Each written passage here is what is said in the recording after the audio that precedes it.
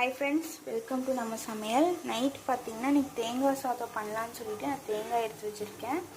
அப்புறம் பார்த்திங்கன்னா வெங்காயம், கறிவேப்பிலை, பச்சை மிளகாய் இது மூணும் வச்சு தான் நம்ம பண்ண போகிறோம். பாருங்கள், சைடில் வந்து கேரட்டும் மிக்ஸ் பண்ணி பண்ணலாம் அப்படின்னு சொல்லிட்டு அது வேக வச்சுருக்கேன். நல்லா வந்து வேகட்டும்.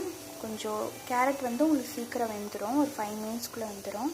நம்ம வெந்ததுக்கப்புறம் தாளிக்க ஆரம்பிக்கலாம். ஆயில் ஒரு ஸ்பூன் ஊற்றிக்கலாம், ஒரு ஸ்பூன் போட்டுக்கலாம், பருப்பு கொஞ்சம் போட்டுக்கலாம். வந்து ஒரு பிஞ்ச் வந்து சீரகம் போடுறேன் வாசத்துக்காக. உங்களுக்கு வேணும்னா நீங்கள் போட்டு நல்லா வந்து வணக்கி விட்டுடலாம். கடலைப்பருப்பு, சீரகம் எல்லாமே வந்து நல்லா பொரிஞ்சு வரட்டும்.